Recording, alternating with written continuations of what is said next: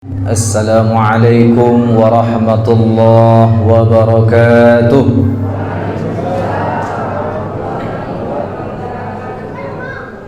Alhamdulillahilladzi farada alaina as-siyama fi syahri Ramadan wa fihi unzila al-Qur'an hudan lin-nasi wa bayinatin minal huda wal furqan. أشهد أن لا إله إلا الله وحده لا شريك له وأشهد أن محمدا عبده ورسوله وصفيه من خلقه وحبيبه أدى الأمانة وبلغ الرسالة ونصح الأمة وكشف الله به الغمة وجاهد في الله حق جهاده حتى أتاه اليقين. اللهم صل وسلم على هذا النبي الكريم وعلى آله وأصحابه ومن دعا بدعوته وسن بسنته إلى يوم الدين وبعد.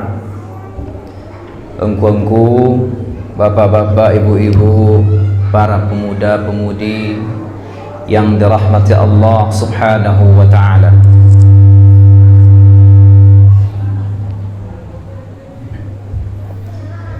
Kembali kita memperbanyak puja, puji serta syukur kepada Allah Subhanahu wa ta'ala. Alhamdulillah, Allah sampaikan umur kita dan Allah pertemukan kita dengan bulan Ramadan. Kemudian Allah juga memberikan kepada kita rasa aman. Kalau kita cari dun sana awak yang berada di Palestina, di Gaza, itu mereka melaksanakan ibadah dalam keadaan tidak aman. Makan babuko mereka susah. Kadang-kadang bapak dan ibu, kalau laya dua-dua rasu persaudaraan awak, rasu kemanusiaan awak, titik air mata kita mencelia anak umur 3 tahun sampai tahun makan memasak rumput, memotong-motong daun kaktus, nyo makan sama-sama. Kalau dek kita bersama apa-apa ibu-ibu bisa memilih berbuka tadi. Dan gorengannya ada, dan cinduannya ada, dan kolaknya ada. Alhamdulillah. Maka bapak dan ibu, di dalam bulan Ramadan ko, jangan lupa disalihkan doa kita pribadi untuk saudara-saudara kita yang berada di Palestina. Sekurang-kurang doa kita kirimkan di bulan yang penuh berkah. Kemudian selawat dan salam selalu tercurah buat tauladan kita, idola hidup kita, pautan hati kita, baginda Nabi Muhammad sallallahu alaihi wasallam. Bapak dan ibu yang dirahmati Allah Subhanahu wa taala, sesuai amanah dari Bapak pengurus bagi calon wartawan, calon wartawati nan mencatat, judulnya adalah lebat tempelan sakia. Judulnya sinan bersama Al-Quran. Amo pendek judulnya. Kalau di Senan bersama Al-Quran di bulan Ramadan. Nah, di bulan Ramadan saja Pak. Kapanpun kita mesti bersama Al-Quran. Cuman di bulan Ramadan agak diperbanyak. Maka dibuat dek pengurus judulnya bersama Al-Quran selama bulan Ramadan. Itu adalah judul yang lah tapi Syekh Yusuf Al-Qardawi hafizahullah bahkan mengarang kitab sekitar 300 halaman. Judulnya adalah Kaifa Nata'amal Ma'al Qur'anil Azim. Ba'awak berinteraksi selalu bersama Al-Quranul Karim. Nah, maka itu pelulah nanti kita coba bahas. Semoga pembahasan kita itu nanti bisa kita pahami dan kita amalkan, betul-betul kita buktikan kita itu bersama Al-Quranul Karim. Bapak dan ibu yang dirahmati Allah, dalam bentuk apa saja kebersamaan kita dengan Al-Quran itu, Itu kan judul Bapak dan Ibu umum. Asajo bantu atau kegiatan aktivitas kita yang membuktikan bahwa kita itu ingin bersama Al-Quranul Karim. Dan patamu akan nampak di dalam bentuk yaitu bitilawatihi wastima'ihi. Nah, itu kan poin patamu. Bukti kita itu bersama Al-Quranul Karim yang pertama adalah nampak bitilawatihi wastima'ihi. Yuk kita baca. Kalau nak sempat membaca, dengan istima'ihi, dengan mendengarkannya. Karena kalau ada orang yang membaca Al-Quran, kita akan dapat rahmat dari Allah Subhanahu wa ta'ala tatkala kita diam, tatkala kita simak dan kita renungkan. Jadi Bapak dan Ibu yang dirahmati Allah, kita harus punya target. Bulan Ramadan gini barangkali kan kita khatamkan Al-Quran. Harus direncanakan Bapak dan Ibu. Kalau nyo tamai agak sekali khatam sekurang-kurang 2 lembar setelah setiap solat. Kalau nio 2 kali 3 kali tambahlah. Itu membuktikan kalau kita ingin bersama Al-Quranul Karim. Atau mendengarkan bacaan Al-Quranul Karim. Nah, itu adalah salah satu bentuk kita ingin bersama Al-Quran.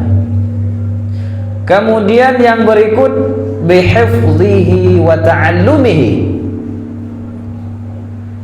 Jadi ada Bapak dan Ibu level orang berinteraksi dengan Al-Quran.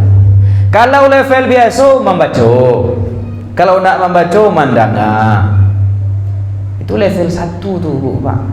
Naik level berikutnya bihifzihi wa ta'allumihi. Apa itu? Dengan menghafal Al-Quranul Karim. Tak cukup hafal. Kalau anak-anak kita Bapak dan Ibu banyak gini dan hafal Al-Quran, tetapi ditanya isi yang nyo hafal tu nak tahu ada Ustaz. Nah, tu kamu banyak bertanya ke anak-anak kita yang hafal Al-Quran, bahkan dah di atas 10 juz. Jadilah tak biasa kita membaca, tak biasa mendengar, naikkan levelnya Bu, naikkan levelnya Pak. Apa itu? Bihifzihi, kita hafal. Jangan berhenti menghafal saja, wa ta'allumihi, dan juga dipelajari.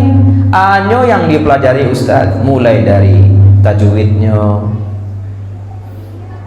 tambah apa isi yang kita baca tersebut. Hafal 30 juz rancak, tapi tidak tahu isinya. Hafal juz 30 rancak, tapi tahu jauh isi kandungan yang baca itu, sehingga ada muncul efek kejiwaan.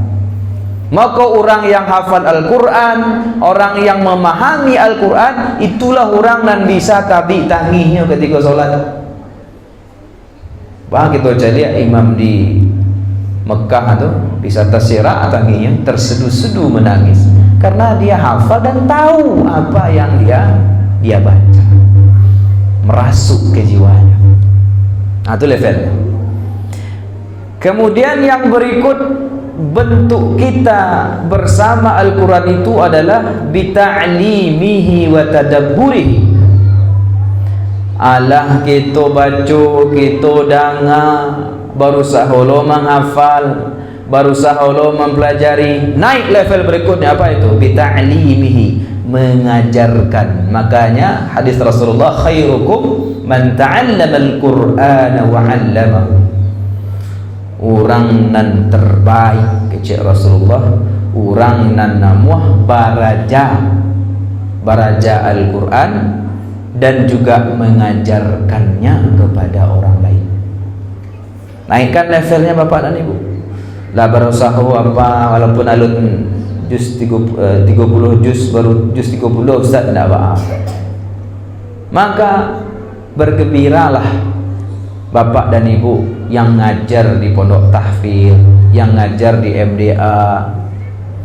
Itu sudah bukti bahwa bapak dan ibu ingin bersama Al-Quran. Jadi harus jalih bapak ibu. Yang mata lo dewa membaca dan mendengarkankah? Masukkah kita menghafalnya, mempelajarinya, atau mengajarkannya? Naik levelnya. Kita ajarkan Al-Quran, wa tadabburihi, dan juga kita renungkan, inok manuangan. Bisa kita menok manual Al-Quran kalau awaklah mempelajari apa isi yang terkandung di dalam Al-Quran tersebut. Barulah Al-Quran itu nanti menjadi hudan lil muttaqin, petunjuk palito, jadi suluh dek gitu. Tapi kalau walun hanya sekedar bacaan saja, lumayan berbeda. Naik lagi bapak dan ibu yang dirahmati Allah, bistishfaihi wa amalu bihi.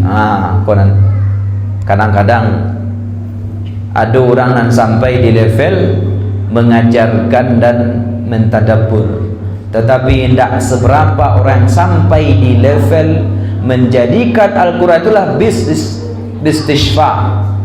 Apa itu? Menjadikan Al-Quran itu sebagai obat. Bapak dan ibu, obat yang dimaksud itu adalah bukan berarti kita bacakan beberapa ayat Al-Quran lalu kita tiupkan ke air kita minum, itu salah satunya. Yang dimaksud dengan bistishfa di sini adalah memang nampak bapak dan ibu dalam kehidupan kita sehari-hari Al-Quran itu sebagai obat pelipur lara kita. Kenapa? Karena Al-Quran kau dijamin oleh Allah, wa nunazzilu minal Qur'ani ma huwa shifaa'un wa rahmatun lil mu'minin. Al-Quran kau baik bapak dan ibu. Kalau ada anak tasapo sakit, baulah malam-malam nak namuh nyuan mana lagi manggilo-gilo. Atau ada tetangga awak nan kerasukan dan segala macam, indak perlu pergi dukun, cukup istishfa'u bil Qur'anil Karim, cukup jadikan Al-Quran sebagai penawar. Itulah yang dikenal dengan istilah ruqyah syar'iyah. Bapak dan ibu tinggal menaikkan levelnya dan tinggal membuktikan betapa hebatnya Al-Quran itu. Amulah banyak membuktikan bapak dan ibu, karena ambo sendiri diberikan sedikit oleh Allah ilmu ruqyah, danlah membuktikan kepada pasien-pasien, mulai dari orang yang terganggu ain, kena sihir, kena santet, bahkan ada anak yang takut kepada orang tuanya, umurnya 5 tahun, asal bersobok orang tuanya takut saya mangurung di dalam kamar, dengan izin Allah membacakan ayat-ayat ruqyah. Hitung menit, 15 menit, lama galak nak kamarnya. Sebelum tu ditanya, Habib, namanya Habib, badek takut jamaah tadi, kalau saya nampak dewa Ustaz untuk monster je. Artinya penyakit-penyakit rohani, penyakit sihir dan sejenisnya, insya Allah berobatlah dengan Al-Quranul Karim. Jadi itu level, termasuk level tertinggi bapak dan ibu. Yuk kita jadikan Al-Quran sebagai penawar. Kalau lagi galau, lagi gabut, banyak sekali permasalahan, ambillah wudhu, baca Al-Quran, niatkan, jangan lupa niat, innamal a'malu binniyat, untuk menterapi diri dengan Al-Quranul Karim. Orang yang depresi, yang stres, pernah juga modoi juga dengan Al-Quranul Karim. Yang awalnya ingin mati, saya pengen apa Pak dan Ibu? Alah tu Ustaz, jangan ubik aja mulai. Alah panik amu masuk rumah sakit, kalau rumah sakit carilah lah cari badan buat tulang setinggal deh. Bayangkan. Masuk salah buat dalam tabik tu Ustaz. Mana-mana buat dalam tabik tu je.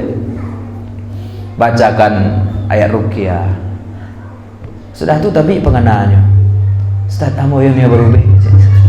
Amoyon yang sehat atau contoh pada ni. Tabik pengenaan.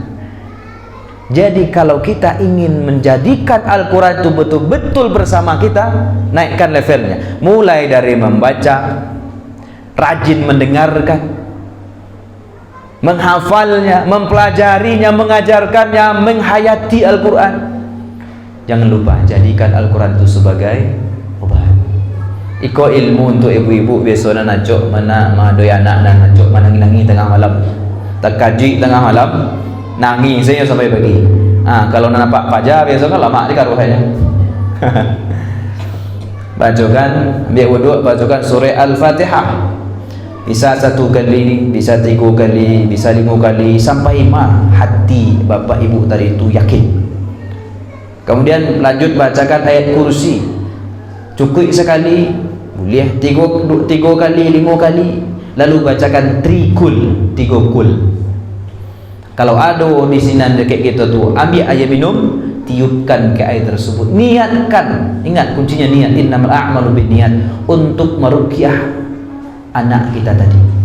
Minumkan ke beliau, usapkan ke wajahnya, ke kepalanya sampai ke belakang. Itulah banyak terbukti Bapak Ibu. Nah, jadi nak perlu besok pagi baca lihat-lihat kan kemari dah habuklah ke sini dah. Kok karena itu, kok karena itu. Cukup dengan Al-Qur'anul Karim. Bahkan orang kena santet, orang kena sihir, kena guna-guna, insya Allah kuncinya apa? Yakin. Itulah dulu pembahasannya untuk Bapak Ibu khusus tentang ar-ruqyah asy-syar'iyyah. Aku hanya menyampaikan saja sekilas saja. Itu terbukti Bapak Ibu. Maka dilarang anak-anak kita dari Rasulullah kalaulah mulai tutup pintu siang, terbuka pintu malam jam 6 lebih kurang, ajak anak kita masuk, lalu tutup pintu rumah, banyak mengingat Allah. Kebetulan anak yang pernah meruqyah dan setelah maghrib itu nangis balariankan kemari, takut jua maknya jua paknya. Ambo tanya, anak uni tadi jam berapa masuk rumah? Ustaz lah azan orang barunya masuk rumah. Dari Rasulullah. Maka orang tua-tua kita dulu tu arif dan bijaksana. Kalaulah mulai kalam magari, antilah anak-anak itu bermain. Itu dari sunnah itu Bapak dan Ibu. Nah, itu salah satu solusinya, istishfa'u bil Qur'anil Karim. Bahkan Bapak Ibu, penyakit medis itu bisa disembuhkan dengan Al-Qur'anul Karim sebagai tambahan terapi di samping kita minum obat-obat. Nah, maka Bapak dan Ibu, jadikanlah kalau kita ingin bersama Al-Qur'an, mulai dari level yang paling bawah, bacalah Al-Qur'an itu. Kok nak telaki membaca, awak mungkin sedang sakit, jangan baca Al-Quran itu. Atau mungkin awak sedang berhadas, mampu kita hafal Al-Quran itu semampunya, pelajari isinya, mampu lagi ajarkan kepada orang lain, hayati apa isinya. Lalu level berikutnya yang tadi, jadikan Al-Quran itu sebagai obat. Wa amalu bihi. Nah, istishfa'ihi wa amalu bihi. Apa itu? Lah kita jadikan Al-Quran tadi sebagai terapi jiwa dan kita amalkan isi Al-Quran. Nah, itu cara kita untuk bersama Al-Quran. Bapak dan Ibu yang dirahmati Allah, poin berikut. Lalu tatkala kita sudah bersama Al-Qur'anul Karim, apa yang kita dapatkan? Bonus atau fadilah, al-fadailu man ta'amala ma'al Qur'anil Karim. Anan Bapak Ibu dapatkan kalau Bapak dan Ibu sudah bersama Al-Qur'anul Karim. Di antara poin yang kita sampaikan tadi, sekurang-kurangnya Bapak dan Ibu ada 6 atau 7 yang akan Bapak Ibu dapatkan tatkala sudah berusaha untuk bersama Al-Qur'anul Karim. Yang pertama adalah sayanalu syafa'ata wal jannah. Orang yang selalu bersama Al-Quranul Karim, yang pertama dia akan mendapatkan syafaat dari Al-Quran tersebut dan surganya Allah Subhanahu wa ta'ala. Hadis yang diriwayatkan oleh Imam Muslim, Iqra'ul Qur'ana fa innahu ya'ti yawmal qiyamati syafi'an li sahibi. Hadisnya sahih. Bacalah Al-Quran, kata Rasulullah, karena Al-Quran itu akan datang nanti kepada qari yang membacanya. Kapan dia datang? Yaumal qiyamah, hari kiamat. Mangaya datang kawa syafi'an li sahibi, magiah pertolongan, magiah syafaat kaurang nan dulu bersama Al-Quran dalam bentuk membaca.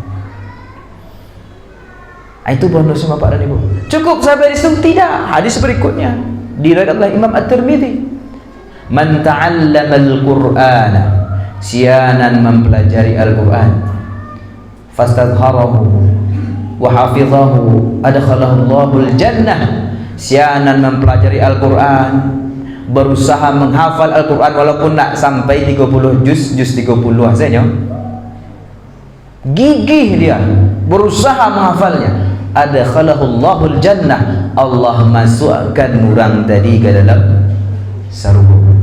Cukup sampai di situ? Tidak. Wa syafa'ahu fi asyrati min ahli baiti. Subhanallah. Orang nan belajar Al-Quran, anak kita nan sekolah di pondok tahfiz menghafal Al-Quran, nyodape tambahan bonus dari Allah. Apa itu? Diberikan oleh Allah bonus syafaat untuk 10 keluarganya. Bayangkan, punya pak, punya ibu anak hafal Al-Quran, mempelajari Al-Quran walaupun tak 30 juz, maka semangat menyekolahkan anak kan kita ke pondok pesantren. Ini kita dapat, kita sebagai orang tua karib kerabatnya 10 orang keluarganya dia gih telah syafaat, kulluhum wajabat lahumunat, padahal nan 10 tadilah tercatat calon narako, nyuambiak nyusalamaikan dek syafaat anak nan hafal Quran tadi. Kami nan gaya-gaya kau Pak Ustaz, kita kan punya orang tua bapak dan ibu, walaupunlah almarhum dan almarhumah, tidak apa hafal je lah Quran tu bertaluk. Jadi kita dapat, keluarga kita dapat. Nah itu bonus yang Allah sediakan bagi orang yang bersama Al-Quranul Karim. Kemudian yang kedua, orang yang selalu bersama Al-Quranul Karim, istajaballahu du'a'ahu, Allah akan mengijabah, mengabulkan doanya. Itu juga dari Rasulullah sallallahu alaihi wasallam. Kalau nak salah hadis yang berangkat dari Imam Baihaqi, apa kata Rasulullah? Man syaghalahu qiraatul Quran, sianan menyibukkan dirinya dengan membaca Al-Quran, an zikri wa mas'alati, sehingga dek sibuk baca Quran lah lupa banyak zikir. Contoh, selesai solat sunat langsung kaca Quran, nak berzikir bagainya tu, lupa berdoa kepada Allah. Tetapi karena kesibukannya dengan Al-Quranul Karim, a'taituhu afdala thawabis sa'ilin, kata Rasulullah, amwagih pahala yang terbaik dari apa yang sudah dilakukan dengan membaca Al-Quran. Jadi bapak dan ibu di pondok tahfidz, karena mau pun mengajar di pondok tahfidz, ada beko warga sekitar, orang-orang jauh, keluarga santri sakit, nyampaikan nih majelis di grup, bapak ustaz ustazah mohon minta doakan ke anak-anak kita, orang gaya ambo sedang dirawat di rumah sakit, inyaknya si fulan, inyaknya si anu, neneknya si anu, tolong ustaz dikumpulkan anak-anak, sampaikan kepada mereka, kepada al-hufaz, kepada penghafal Al-Quran. Anak ustaz, ada saudara kita minta doa, sedang dirawat di rumah sakit, begini kondisinya, ayo kita doa bersama. Kenapa? Karena doa mereka itu dijabah oleh Allah. Mereka dekat dengan Allah karena mereka itu membaca kalamullah. Bapak dan ibu yang dirahmati Allah, beruntung kalau bapak ibu punya anak nana muah ngafal Al-Quran, nana muah semangat masuk MDA, ngafal Quran, masuk sekolah agama. Itu adalah aset dan omset terbesar kita. Jangan sia-siakan itu. Lalu masuk kita berikutnya, aleh nan didapatkan de orang yang selalu bersama Al-Quranul Karim. Yang berikutnya adalah sayakunu ahlallahi fil ardi. Orang yang selalu bersama Al-Quran, dia akan menjadi keluarga Allah subhanahu wa ta'ala. Itu hadis dari Imam Ahmad. Inna lillahi ahlina minan nas. Sesungguhnya Allah memiliki keluarga dari kalangan manusia, kata Rasulullah. Qalu, bertanya sahabat, ya Rasulullah, manhum? Siapa ya Rasulullah keluarga engkau dengan manusia itu? Dijawab oleh Rasulullah, faqal ahlul Quran. Orang yang selalu bersama Al-Quran. Apakah itu membacanya, mendengarnya, menghafalnya, mempelajarinya, mengajarkannya? Itu adalah keluarga Allah subhanahu wa ta'ala. Jadi keluarga bupati sekarang itu bangga. Datang bupati kemari yang menganggap sanu keluarga nih, bangga. Jangan kadang-kadang jadi keluarga bapak dan ibu. Foto saja pejabat-pejabat tinggi itu bangga, ya tak baca dikit foto. Iko menjadi keluarga Allah, anak bangga waktu. Nah itulah keutamaan orang yang selalu bersama Al-Quranul Karim. Kemudian yang berikutnya adalah sayakunu ma'a safratil kiramil bararah. Hadis dari Imam Tirmidzi. Orang yang bersama Al-Quran selalu, dia akan mendapatkan, dia nanti di akhirat akan berada di barisannya para malaikat yang mulia. Apa hadisnya? Al-mahiru bil Qur'anil Karim ma'a safaratil kiramil bararah. Orang yang mahir dengan dalam Al-Quranul Karim, mahir membaca, mahir dalam mentadabburi, mahir dalam mempelajarinya, pokoknya berusaha untuk menguasai Al-Quran, nanti kelak dia bersama barisannya para malaikat. Cukup sampai di situ? Tidak. Ada lagi poin berikutnya. Apa lagi yang dapatkan oleh orang bersama Al-Quran? Ajrahullahu fi kulli harfin minal kitab. Allah agih balasan pahala di setiap huruf yang dia baca di dalam Al-Quran. Bunyi hadisnya bapak dan ibu yang cocok kita orang. Man qara'a harfan min kitabillah falahu bihi hasanah. Sianan membaca satu huruf di antara huruf yang berada di dalam ayat Allah Al-Quranul Karim, falahu bihi hasanah, Allah akan berikan kepada dia hasanah. Fal hasanatu bi asyrati amsalihha. Satu kebaikan itu nilai berapa? 10. Wala aqulu na'amu, katakan kata Rasulullah, alif lam mim harf. Alif lam mim itu tidak dinilai sehuruf doh, tetapi alif sehuruf, lam sehuruf, mim sehuruf, sama dengan 30. Apalagi kita selalu bersama Al-Quran, setiap hari membaca lebih kurang 1 juz contohnya. Subhanallah, itu hanya kalkulator Allah lah yang menghitung pahalanya. Apalagi nanti khatam berkali-kali, tidak bisa diangkuhkan di angkuh kalkulator itu. Serahkan kepada Allah. Apalagi di bulan Ramadan yang Allah lipat ganda setiap huruf. Ada apa-apa ibu paling beruntungnya belanja Bambali bapak ibu cik belanja dapat gratis 10. Ada? Mau tanya ibu pak, kalau ibu memang kalau masalah belanja itu ke mereka-mereka. Belanja di Ramayana, di Budiman, di Niagara, atau di tempat-tempat belanja lah. Beli 1 dapat 10. Tetapi dengan Allah, beli 1 dapat 10. Baca 1 ayat dapat 10 kebaikan. Itu hanya didapatkan oleh orang yang bersama Al-Quran. Kemudian keutamaan berikutnya, orang yang selalu bersama Al-Quranul Karim, a'adallahu fid dunya wal akhirah, Allah lindungi jiwanya di dunia dan di akhirat. Maka orang yang berusaha betul-betul ikhlas menghafal Quran itu terpelihara jiwanya, terpelihara dirinya dari hal-hal yang maksiat, dari hal-hal yang dibenci oleh Allah Subhanahu wa taala, karena nyu sadar dalam kapalunya kok Al-Quran.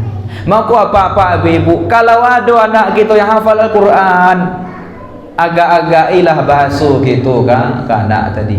Yo mungkin statusnya sebagai anak Pak Bu bisa jadinya lebih mulia di mata Allah dibanding kita. Kenapa? Di kapalonya Al-Quran. Kalau di kapalo awak lu tentu Al-Quran lagi.